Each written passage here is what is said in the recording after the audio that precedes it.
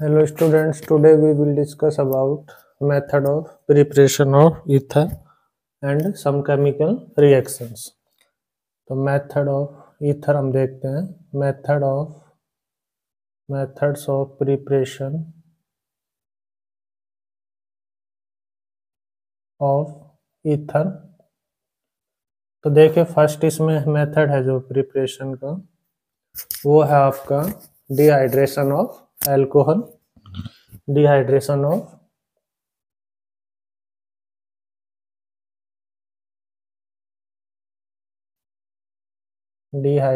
Of alcohol. तो जब alcohol की हम डिहाइड्रेशन करते हैं CH3CH2OH कंसंट्रेटेड H2SO4,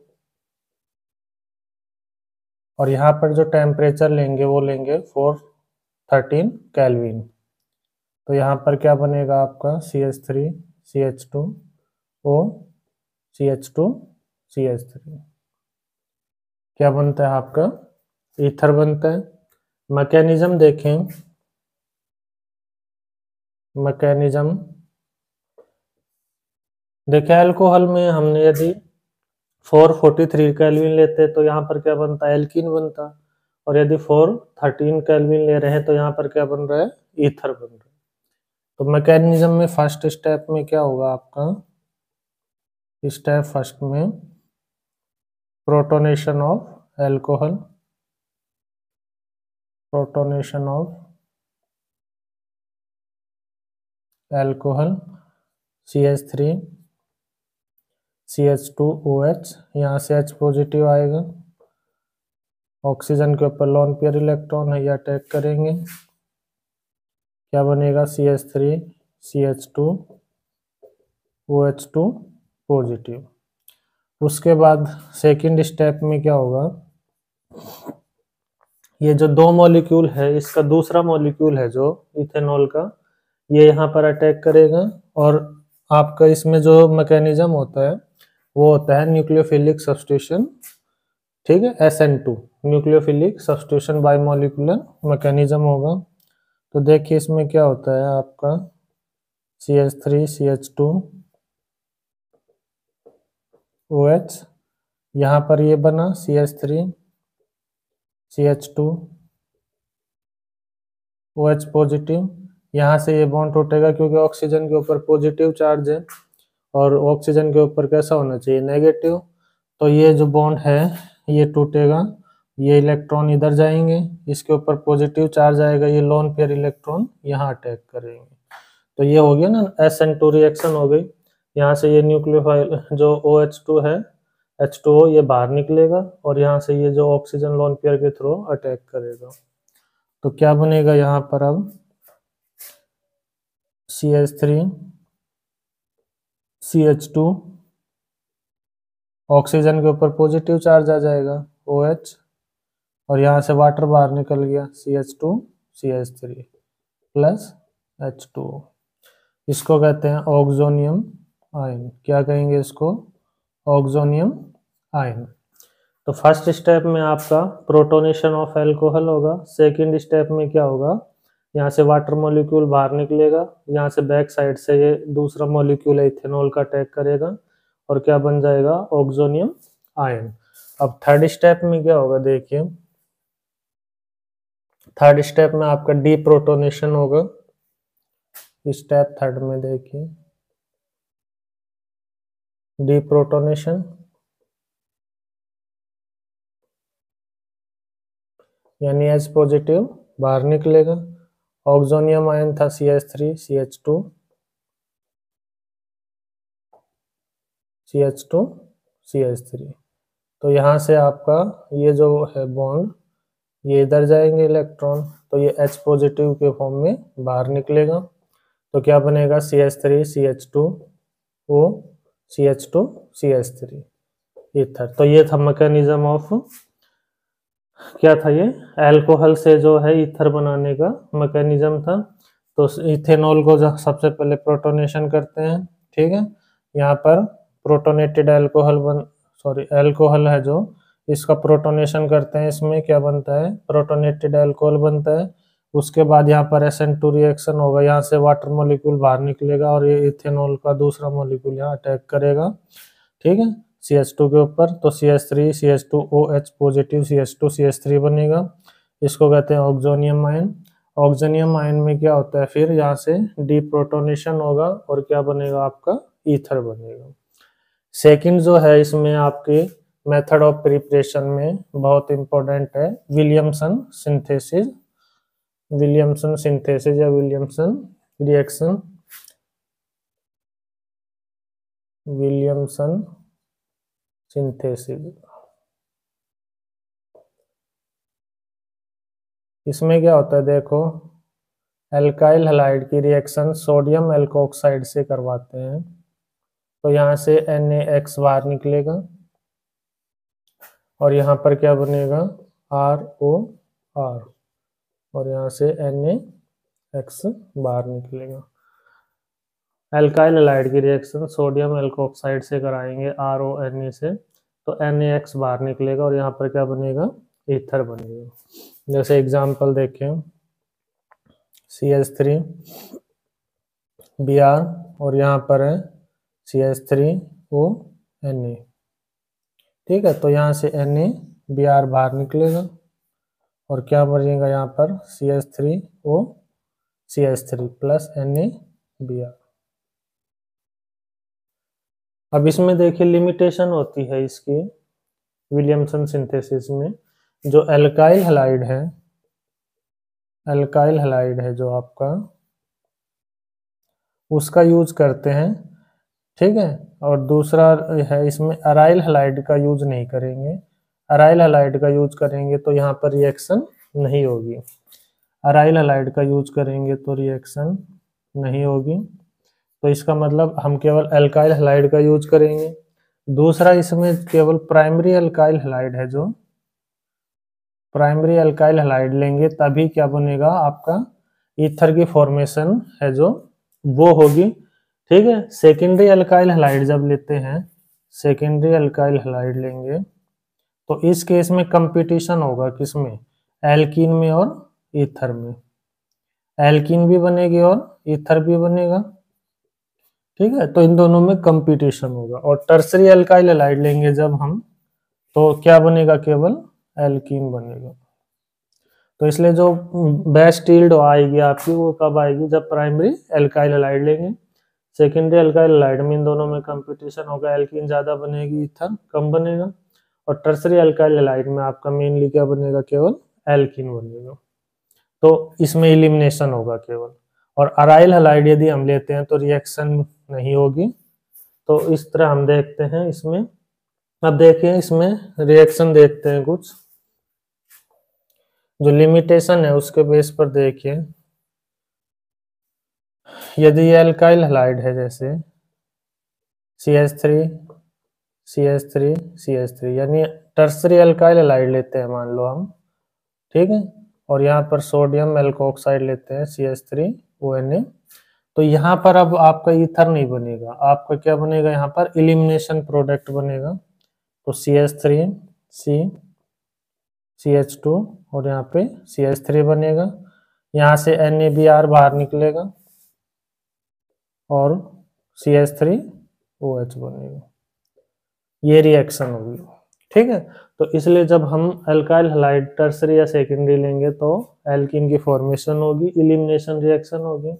और जब एल्काइल हैलाइड प्राइमरी लेंगे तो क्या बनेगा, आपका ईथर बनेगा। इसी तरह यदि हम और ये एल्कोक्साइड हम क्या ले सकते हैं, एल्कोक्साइड में टर्सरी ले सकते हैं, लेकिन एल्काइल हैलाइड है वो कैसा होना चाहिए, प्राइमरी होना चाहिए। टर्सरी का मतलब जैसे ये है CH3Br और यहाँ पर हम ले रहे हैं NaO CH3 इस केस में तो केवल ईथर ही बनेगा, ठीक है ना। अराइल एल्काइल हैलाइड प्राइमरी होना चाहिए, ये टर्सरी हो कोई बात नहीं है। तो यहाँ पर देखिए क्या बनेगा, CH3O CH3 CH3 CH3, ठीक है, तो इसके टर्सरी होने से कोई इफेक्ट नहीं पड़ेगा, लेकिन अल्काइल हैलाइड है जो वो प्राइमरी होना चाहिए। इसी तरह यदि हम इसको सोडियम एल्कोक्साइड को यदि हम एरोमेटिक में भी लें, जैसे यहाँ पर देखिए CH3Br है और यहाँ पर NaO, और यहाँ पर यदि हम कोई बेंजीन रिंग भी लगा दें तो भी ये रिएक्शन हो जाएगी, ठीक है ना। इससे कोई इफेक्ट नहीं पड़ता, ये आप एलिफेटिक लो या एरोमेटिक लो या प्राइमरी लो, सेकेंडरी लो या टर्सरी लो, ये आपका एलिफेटिक प्राइमरी होना चाहिए। अब यहाँ पर क्या बनेगा, CH3O, ये NaBr यहाँ से बाहर निकल जाएगा। लेकिन इसका रिवर्स करते हैं, मान लो ये अराइल हैलाइड लेते हैं और फिर इसकी रिएक्शन करवाते हैं, तो अब ये रिएक्शन नहीं होगी, ठीक है। तो ये इसकी लिमिटेशन है, विलियम्स सिंथेसिस की लिमिटेशन है। क्या लिमिटेशन है, सिर्फ ये याद रखना है, अल्काइल हैलाइड आपका प्राइमरी होना चाहिए, सेकेंडरी और टर्सरी अल्काइल हैलाइड लेंगे तो एल्कीन फॉर्मेशन होगी।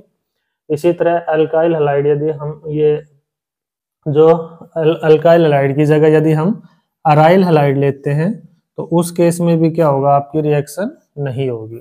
तो ये था विलियमसन सिंथेसिस, बहुत इंपॉर्टेंट है। ये भी कौन सा मैकेनिज्म शो करता है, SN2 मैकेनिज्म। कौन सा मैकेनिज्म शो करेगा, सब्स्टिट्यूशन न्यूक्लियोफिलिक बाइमोलिकुलर रिएक्शन मैकेनिज्म। इसके बाद देखते हैं इसमें फिजिकल प्रॉपर्टी ऑफ ईथर। तो फिजिकल प्रॉपर्टी में जब हम देखते हैं तो बॉइलिंग पॉइंट और सॉल्युबिलिटी देखते हैं। तो देखिए ईथर है जो, उनमें हाइड्रोजन बॉन्डिंग तो होगी नहीं, और हाइड्रोजन बॉन्डिंग नहीं होगी तो ये क्या होंगे, लेस सोल्यूबल होंगे। फिजिकल प्रॉपर्टी में देखते हैं, फिजिकल प्रॉपर्टीज, तो इसमें देखेंगे तो पहले हम सॉल्युबिलिटी देखते हैं।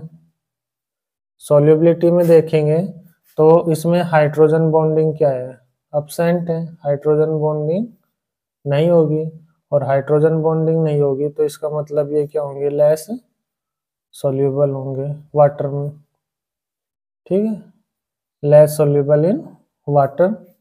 और जो ईथर है वो अपने आप में क्या है, सॉल्वेंट है। ऑर्गेनिक रिएक्शन में कई जगह यहाँ पर ईथर को हम सॉल्वेंट के रूप में यूज करते हैं। इसी तरह बॉइलिंग पॉइंट देखें तो बॉइलिंग पॉइंट भी अल्कोहल के कंपैरिजन में क्या होगा, इनमें लेस होगा। क्यों, क्योंकि यहाँ पर हाइड्रोजन बॉन्डिंग होगी और इंटरमोलिकुलर जो है फोर्स ऑफ अट्रैक्शन यहाँ पर क्या होगा, ज्यादा होगा अल्कोहल में, और हाइड्रोजन बॉन्डिंग भी है। इस वजह से जो अल्कोहल का बॉइलिंग पॉइंट है वो ईथर से क्या होगा, ज्यादा होगा। उसके बाद देखते हैं केमिकल, और जैसे जैसे यहाँ पर मोलिकुलर मास इंक्रीज होगा ईथर में, मोलिकुलर मास इंक्रीज होगा तो बॉइलिंग पॉइंट भी क्या होगा, इंक्रीज होगा due to increase van der Waals force of attraction. और जैसे जैसे यहाँ पर मॉलिक्यूलर मास इंक्रीज होगा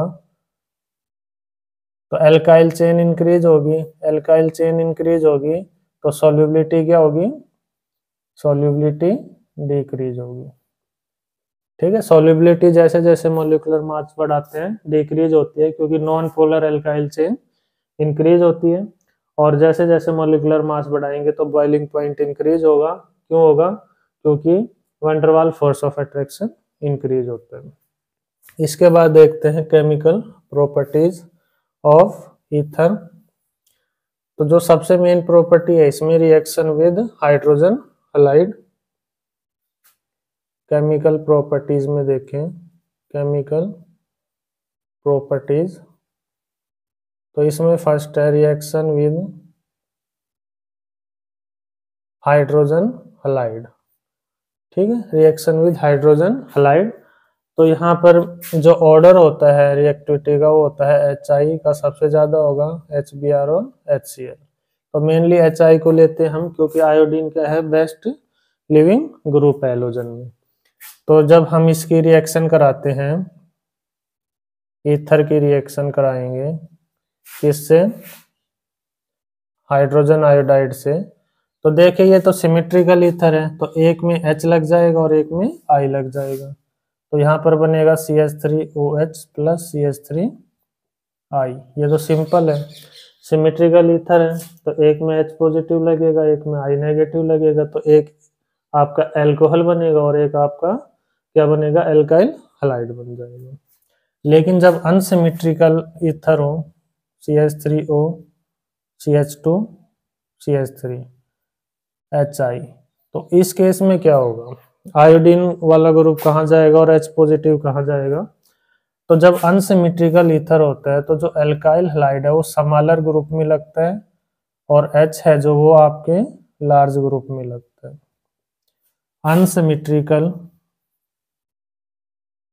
अनसिमेट्रिकल ईथर में जो हैलोजन ग्रुप है X ग्रुप, वो कहाँ पर जाएगा, समालर एल्काइल ग्रुप में, समालर एल्काइल ग्रुप पे लगेगा। हैलोजन ग्रुप कहाँ जाएगा, समालर एल्काइल ग्रुप में। तो यहाँ पर मिथाइल है और यहाँ पर इथाइल है, तो ये समालर ग्रुप है, तो आयोडीन कहाँ लगेगा, CH3 पे लगेगा। ठीक है, अब इसका मैकेनिज्म, इसमें भी लिमिटेशन है, यदि ये एल्काइल ग्रुप में से एक आपका टर्सरी ग्रुप आ गया तो फिर यहाँ पर जो मैकेनिज्म होगा वो चेंज हो जाएगा। ठीक है, और जो आपका हैलोजन ग्रुप है वो समालर ग्रुप में ना लगकर उस टर्सरी ग्रुप पे लगेगा। वो भी देखते हैं, मैकेनिज्म से समझ में आएगा ये। तो देखिए मैकेनिज्म देखते हैं सबसे पहले, उससे आपको समझ में आएगा। जैसे समालर अल्काइल ग्रुप अनसिमेट्रिकल का ही लेते हैं मैकेनिज्म।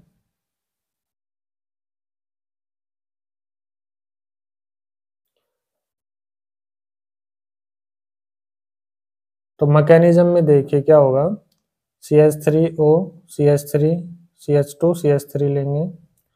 जब इसको हम करते हैं HI के साथ तो सबसे पहले होता है प्रोटोनेशन। यहाँ पर ऑक्सीजन के ऊपर लोन पेयर है, ये यहाँ अटैक करेगा, क्या बनेगा, CH3O H पॉजिटिव, यहाँ H पॉजिटिव लग जाएगा, ऑक्सीजन के ऊपर पॉजिटिव चार्ज CH2 CH3, क्या बन गया, ये ऑक्सोनियम आयन। ठीक है, सेकंड स्टेप में ये इसको कहेंगे स्टेप फर्स्ट। सेकंड स्टेप में क्या होता है, ये ऑक्सोनियम आयन है जो CH3OH पॉजिटिव CH2 CH3। ठीक है, अब इस केस में क्या होगा, यहाँ पर SN2 रिएक्शन का मैकेनिज्म फॉलो करेगा, ये यहाँ पर जाएगा और आयोडीन है जो ये यहाँ पर आएगा, तो क्या बन जाएगा, देखो CH2 CH3 CH3 CH2OH, ये बाहर निकल गया और CH3 के ऊपर क्या आ गया, आयोडीन, तो क्या बन जाएगा, CH3I, और यहाँ पर क्या बन जाएगा, CH3 CH2OH। ठीक है, तो ये तो हो गया सिंपल मैकेनिज्म। पहले क्या होगा, ईथर में प्रोटोनेशन होगा, इसको ऑक्सोनियम आयन कहेंगे, फिर उसके बाद SN2 मैकेनिज्म के थ्रू यह CH3 CH2OH बाहर निकलेगा और आयोडीन है जो आयोडाइड आयन ये बैकवर्ड अटैक करेगा, तो क्या बनेगा, एल्काइल आयोडाइड और यहाँ पर इथेनॉल। अब देखिए यहाँ पर SN2 मैकेनिज्म है ना, ये SN2 मैकेनिज्म होता है। लेकिन यदि हम यहाँ पर ये ले लें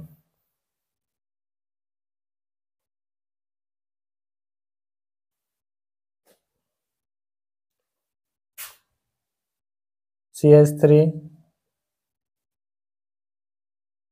ईथर में जो एक ग्रुप लगा हुआ होगा वो एक ग्रुप आपका टर्सरी ग्रुप हो। ठीक है, यहाँ पर एल्काइल ग्रुप मिथाइल ग्रुप है, ये टर्सरी ग्रुप ले लिया हमने, और इसकी जब रिएक्शन करवाएंगे HI, तो अब इस केस में जो आयोडीन है जो ये आयोडाइड आयन, ये आपके CH3 पर ना लगकर कहाँ लगेगा, इस टर्सरी ग्रुप पे लगेगा, तो जो प्रोडक्ट बनेगा वो आपका बनेगा CH3 आयोडीन और यहाँ पर बनेगा CH3OH। ठीक है, तो टर्सरी ग्रुप यदि कोई एल्काइल ग्रुप लगा हुआ है ईथर में, तो जो आयोडाइड है, आयोडाइड आयन, वो कहाँ पर जाएगा, उस टर्सरी ग्रुप में जाएगा। अब इसे मैकेनिज्म से ही कर सकते हैं। तो देखिए फर्स्ट स्टेप में क्या होगा, CH3 CH3 CH3, first step तो सेम होगा, क्या होगा, protonation of ether, oxonium ion बनेगा CH3, यहाँ पर CH3 CH3, यहाँ पर ऑक्सीजन के ऊपर पॉजिटिव चार्ज और ये CH3, ऑक्सोनियम आयन बन गया। यहाँ तक तो ठीक है। अब जो सेकंड स्टेप है, इसमें सेकंड स्टेप में आपके SN2 ना होकर क्या होगा, SN1, क्योंकि टर्सरी कार्बोकैटायन बन रहा है। तो सेकंड स्टेप में देखिए क्या होगा, CH3, यहाँ पर CH3 CH3, यहाँ पर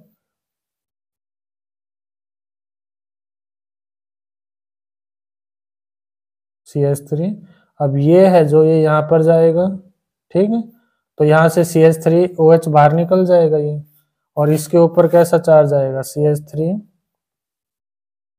CH3 यहाँ पर पॉजिटिव चार्ज, और CH3OH बाहर निकल गया। तो ये कार्बोकैटायन बन जाते हैं, ठीक है ना। टर्सरी ग्रुप होगा कोई अल्काइल, तो किसकी फॉर्मेशन होगी, कार्बोकैटायन की, यानी SN1 मैकेनिज्म शो करेगा। अब थर्ड स्टेप में क्या होगा, थर्ड स्टेप में आपके कार्बोकैटायन पे जो न्यूक्लियोफाइल है I-, वो अटैक करेगा। देखिए थर्ड स्टेप में क्या होगा, कार्बोकैटायन है जो आपका टर्सरी, इस पे कौन अटैक करेगा,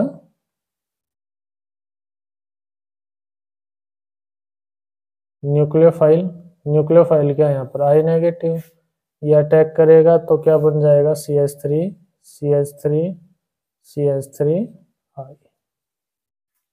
आया समझ में। फर्स्ट स्टेप सेम है, protonation of ether, oxonium ion बनेगा। सेकंड स्टेप में SN1 मैकेनिज्म शो करेगा, यहाँ से ये निकलेगा CH3OH और कार्बोकैटायन, टर्सरी कार्बोकैटायन बनेगा।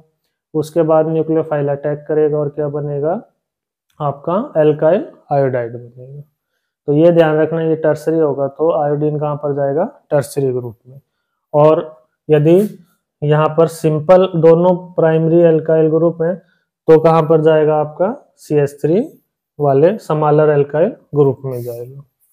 इसके बाद देखते हैं, अब यदि कोई एरोमेटिक हो तो उसमें कैसे होते हैं, देखते हैं।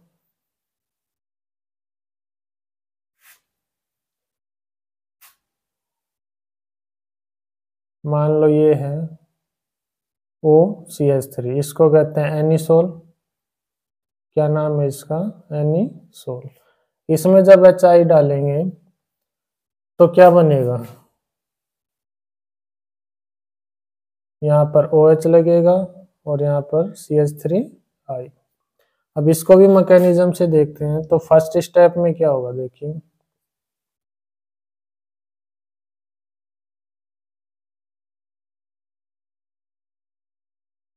प्रोटोनेशन होगा ईथर का,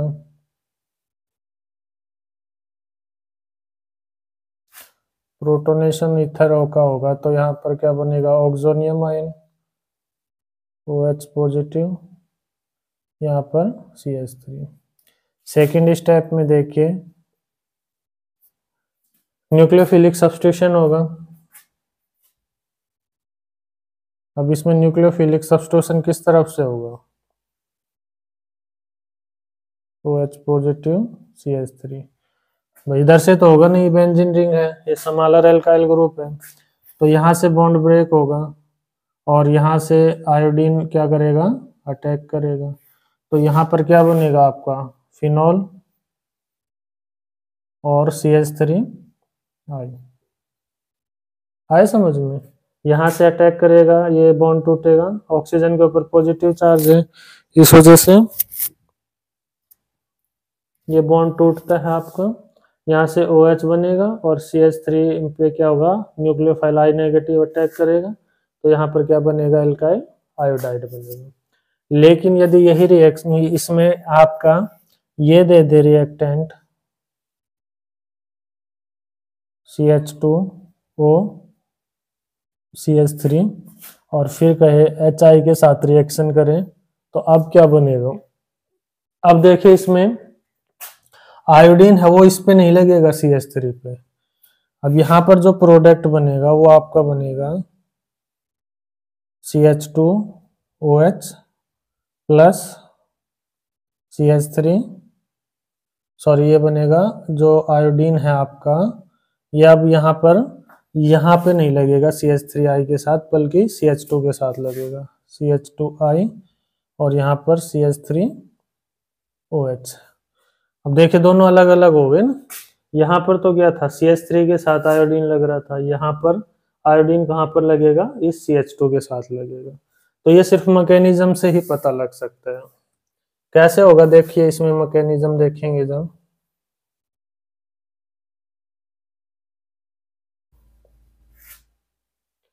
इसका मैकेनिज्म देखते हैं। तो फर्स्ट स्टेप में क्या होगा देखिए,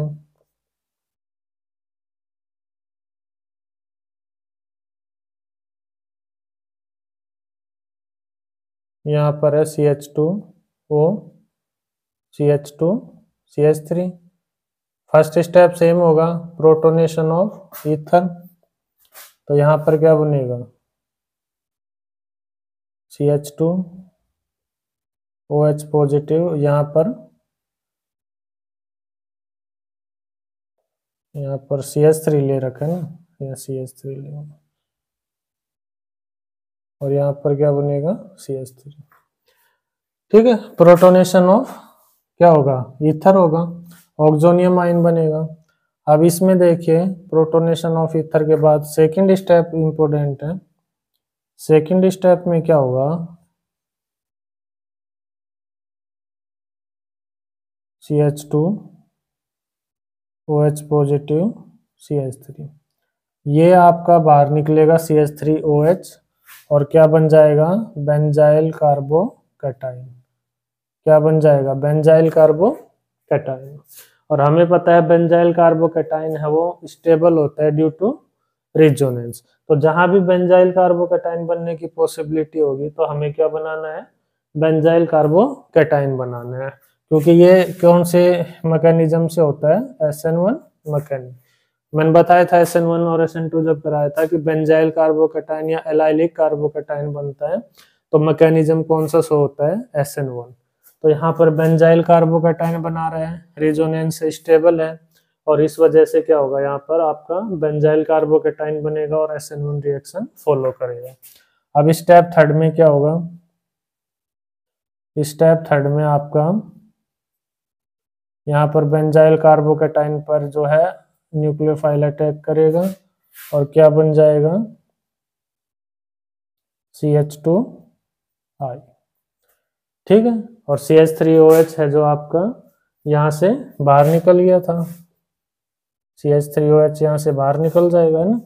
तो आपका जो है बेंजाइल कार्बोकैटायन पे न्यूक्लियोफाइल अटैक करेगा, आयोडीन लग जाएगा और यहाँ से मिथेनॉल है जो वो बाहर निकल जाएगा।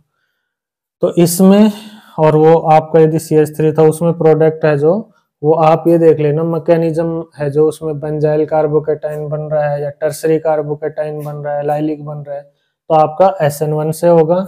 और यदि सिंपल आपका बन रहा है कैटायन कार्बोकैटायन, सिंपल है, यदि आपका टर्सरी कार्बोकैटायन नहीं बन रहा है, लाइलिक बेंजाइलिक नहीं बन रहा है, तो सिंपल आपका SN2 मैकेनिज्म से होगा। ठीक है, तो क्या याद रखना है, टर्सरी, बेंजाइलिक, एलाइलिक, इनको याद रखना है। यदि ये कार्बोकैटायन बन रहा है तो पहले इनको बनाओ और फिर SN1 के थ्रू मैकेनिज्म होगा। इसके बाद देखते हैं आगे इसकी रिएक्शन ईथर की, electrophilic substitution reaction. Electrophilic substitution reaction, तो इसमें देखिए इलेक्ट्रोफिलिक सब्स्टिट्यूशन रिएक्शन में जो ईथर है उसमें नाइट्रेशन होता है आपका, alkylation, Friedel craft alkylation, Friedel Crafts acylation, ठीक है, ये सब होगा। तो यहाँ पर पहले हेलोजिनेशन भी इसमें आता है, Br2CH3COH की प्रेजेंस में करेंगे तो यहाँ पर क्या लगेगा, ऑर्थो पोजीशन पे ब्रोमीन लग जाएगा, और कहाँ पर लगेगा, एक पैरा पोजीशन पे। ये ऑर्थो पोजीशन हो गई, और एक आपका कहाँ लगेगा, पैरा पोजीशन पे। इसी तरह यदि हम नाइट्रेशन करवाएं, concentrated HNO3 plus concentrated H2SO4, तो यहाँ भी कहाँ पर लगेगा आपका, ऑर्थो और पैरा पोजीशन पे NO2 ग्रुप लगेगा, OCH3NO2। इसी तरह फ्रीडल क्राफ्ट पैरा, यहाँ पर जो पैरा आइसोमर है वो क्या होगा, मेजर प्रोडक्ट होगा।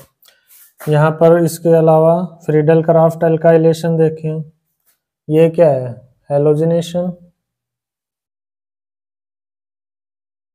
यहाँ पर ये क्या है, नाइट्रेशन। और इसके बाद है ये फ्रीडल क्राफ्ट एल्काइलेशन। तो फ्रीडल क्राफ्ट एल्काइलेशन में क्या होता है, CH3Cl plus anhydrous AlCl3 catalyst लेंगे, ठीक है।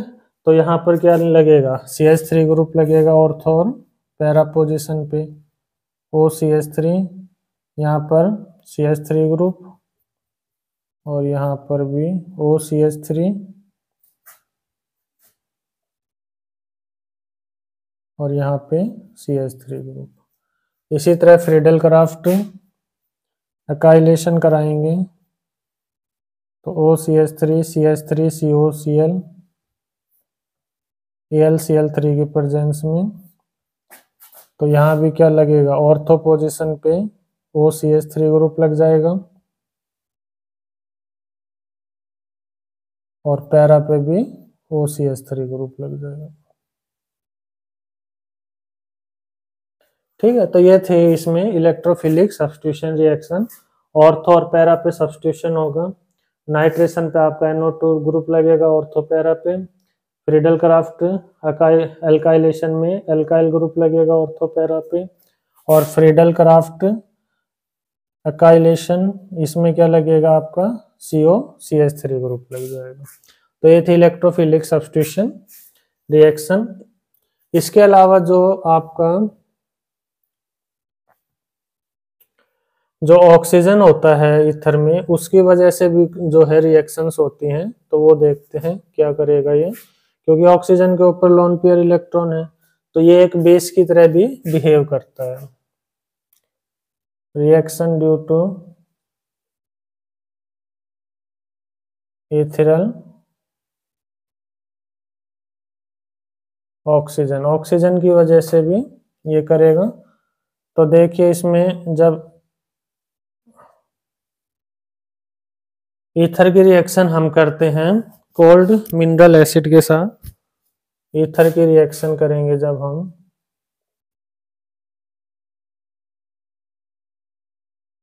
कोल्ड मिनरल एसिड, जैसे HCl H2SO4, ठीक है, HCl H2SO4, ether react with cold mineral acid HCl H2SO4, तो क्या बनाएंगे ये, टू फॉर्म साल्ट, साल्ट की फॉर्मेशन करते हैं। जैसे एग्जांपल देखें, ROR, इसकी रिएक्शन हम कंसंट्रेटेड H2SO4 कोल्ड में करते हैं, कोल्ड कंसंट्रेटेड H2SO4 से, तो यहाँ पर क्या बनता है देखिए, RO, ये H2SO4 H पॉजिटिव और HSO4 नेगेटिव में टूटेगा, यहाँ पर लोन पेयर इलेक्ट्रॉन होते हैं, ठीक है ना। तो H पॉजिटिव से ये लोन पेयर इलेक्ट्रॉन क्या करेंगे, अटैक करेंगे, तो यहाँ पर पॉजिटिव चार्ज आ जाएगा ROH, ठीक है, और यहाँ पर क्या बन जाएगा R, और यहाँ पर क्या हो जाएगा HSO4 नेगेटिव, ठीक है। तो ये आपका इसमें कॉम्प्लेक्स साल्ट बना देता है, ईथर का साल्ट। इसी तरह HCl के साथ करेंगे ROR प्लस HCl कोल्ड, तो यहाँ पर भी क्या बनेगा RO, H पॉजिटिव से करेगा यहाँ पर, तो यहाँ से बन जाएगा ROR H पॉजिटिव, ऑक्सीजन के ऊपर पॉजिटिव, और यहाँ से Cl नेगेटिव। ठीक है, तो ये एसिड और बेस की तरह भी, एसिड ये base lone pair electron donate करेगा, तो यानी ये लेविस बेस की तरह भी बिहेव करता है। इसके अलावा ये कॉम्प्लेक्स बनाता है, BF3 के साथ भी कॉम्प्लेक्स बनाता है, ROR है जो, ये BF3 के साथ कॉम्प्लेक्स बनाएगा। यहाँ पर ये इलेक्ट्रॉन डेफिशिएंट है ना, तो ये तो आपका मिनरल एसिड हो गया H2SO4 HCl, और जो लेविस एसिड होते हैं BF3AlCl3, उनके साथ भी ये क्या करता है, लेविस बेस की तरह बिहेव करेगा, इसको इलेक्ट्रॉन देगा, क्योंकि यहाँ पर ये इलेक्ट्रॉन डेफिशिएंट है, तो क्या बन जाएगा यहाँ पर ROR, ये कोवलेंट बॉन्ड बना देगा इसके साथ BF3 के साथ। ठीक है, तो ये कॉम्प्लेक्स बन जाता है boron trifluoride etherate complex, boron trifluoride etherate complex. तो लेविस एसिड है,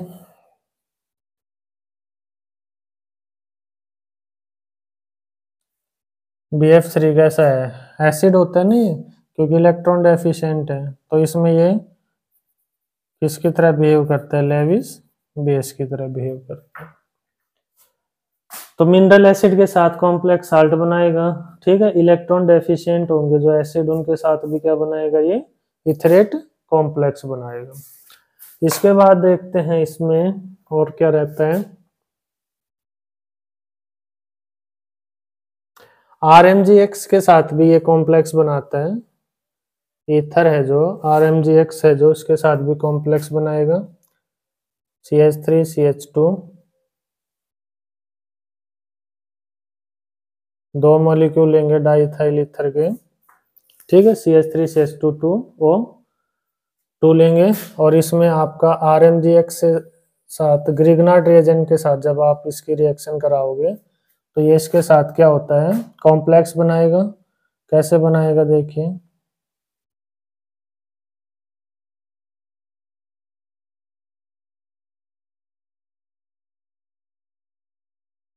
CH2 CH3 2, और यहाँ भी ये कॉम्प्लेक्स बनाएगा वो CH3 CH2 2।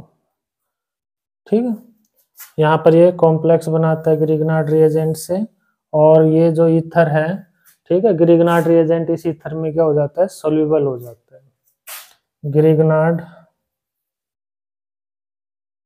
इसको कहते हैं ग्रिग्नार्ड इथरेट कॉम्प्लेक्स,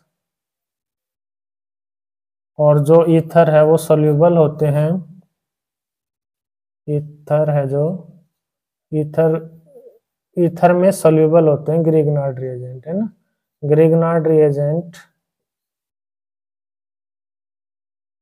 सोल्यूबल होते हैं इन ईथर। इस वजह से जब हम ग्रिग्नार्ड रिएजेंट की रिएक्शन करते हैं तो क्या लेते हैं, ड्राई ईथर लेते हैं ना, क्योंकि वो क्या होंगे, ईथर में आपके सोल्यूबल होते हैं। बेंजीन या नॉन पोलर सॉल्वेंट जो होंगे उनमें ये सोल्यूबल नहीं होते हैं।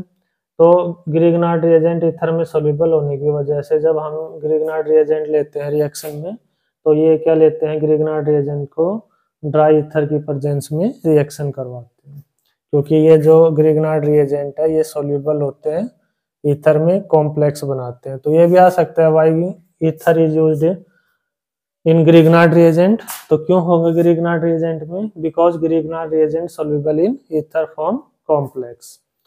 तो ये थे आपके ether, method of preparation, physical property और केमिकल रिएक्शन।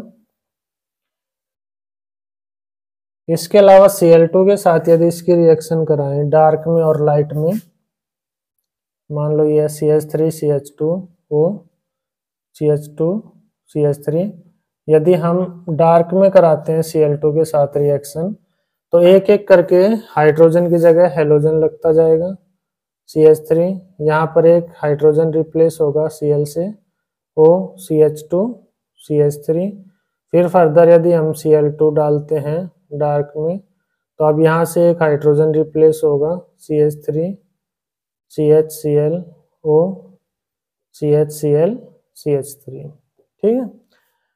इसके बाद यदि हम लाइट की प्रेजेंस में करते हैं CH3 CH2O CH2 CH3, इसको यदि हम लाइट की प्रेजेंस में डालें तो यहाँ पर 10 मॉलिक्यूल आएंगे और ये जितने भी हाइड्रोजन है वो रिप्लेस हो जाएंगे।